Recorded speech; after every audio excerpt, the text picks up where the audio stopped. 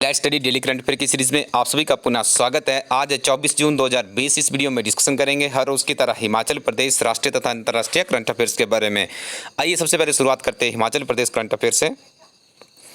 पहला प्रश्न है, हिमाचल प्रदेश सरकार द्वारा समाज के कमजोर व गरीब वर्गों के कल्याण के लिए अनुसूचित जाति उप कल्याण योजना के अंतर्गत इस वित्त वर्ष के लिए कितनी धनराशि स्वीकृत की गई है?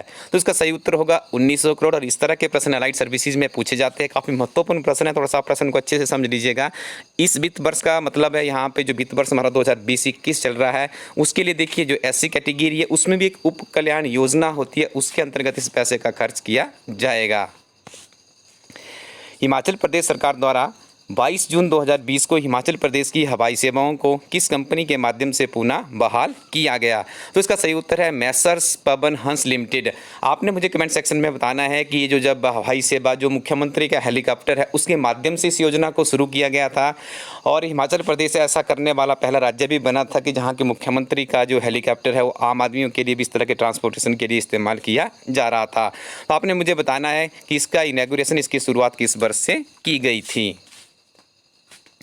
मुख्यमंत्री शहरी गारंटी रोजगार योजना के अंतर्गत किस आयु वर्ग तक के लोग आवेदन कर सकते हैं? तो याद रखिएगा 65 वर्ष तक के आयु वर्ग के लोग इसमें आवेदन कर सकते हैं।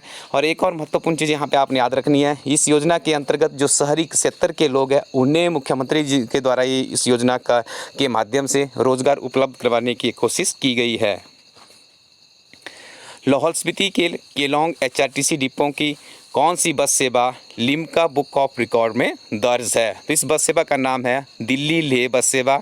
इसका जो संचालन किया जाता है केलोंग डिपो के द्वारा इस बस सेवा का संचालन किया जाता है। और याद रखिएगा 36 घंटे की यात्रा करने के बाद 1072 किलोमीटर का सफ़र ये इस यात्रा के दौरान तय किया जाता है। कितना महत्वपूर्ण प्रश्न, और किसी भी किताब में आपको ये प्रश्न नहीं मिलेगा।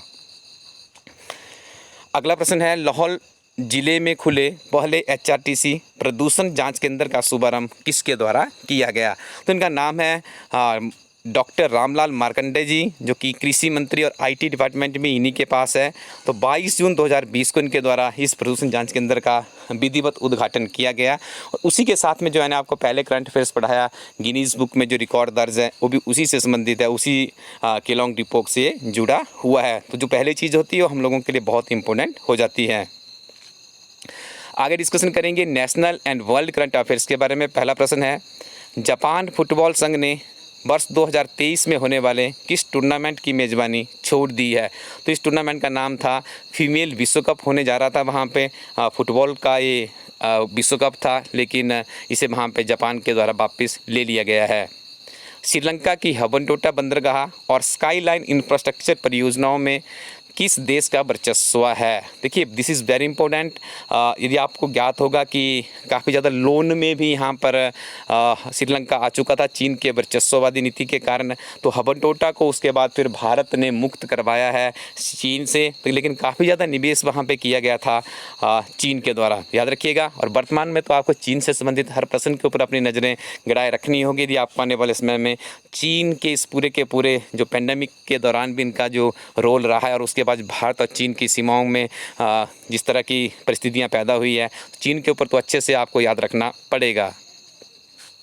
फोर्ब्स रियल टाइम बिलियनर्स सूची में 64.6 बिलियन डॉलर की संपत्ति के साथ कौन सा भारतीय 9वें स्थान पर है? तो इनका नाम है मुकेश अंबानी।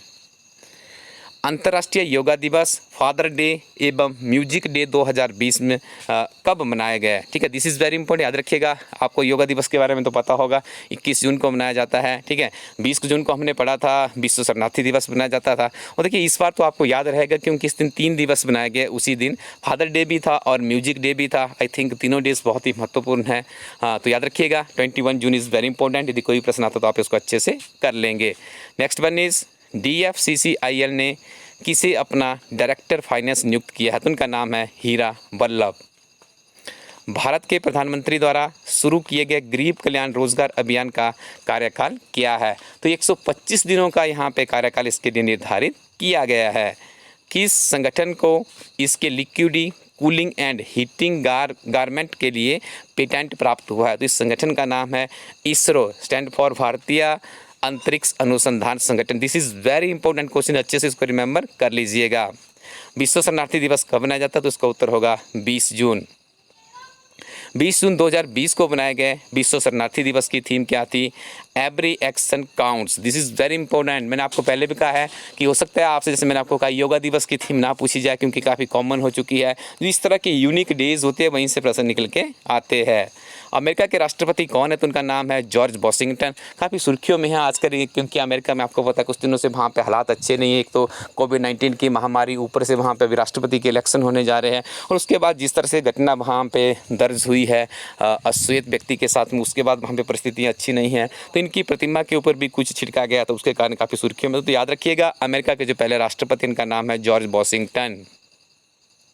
अमेरिकी राष्ट्रपति डोनाल्ड ट्रंप ने किस वीज़ा को सस्पेंड कर दिया है? तो H-1B वीज़ा को सस्पेंड कर दिया गया है अमेरिका के राष्ट्रपति डोनाल्ड ट्रंप के द्वारा।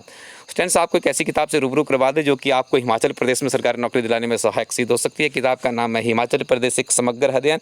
किताब 2 भागों में विभाजित है। पहले विभाग में आपको संक्षिप्त सारगर्भित अध्ययन सामग्री उपलब्ध करवाई जाएगी। दूसरे पेपर में आपको क्लर्क से लेकर HS तक के ओल्ड क्वेश्चन पेपर उपलब्ध करवाए गए हैं।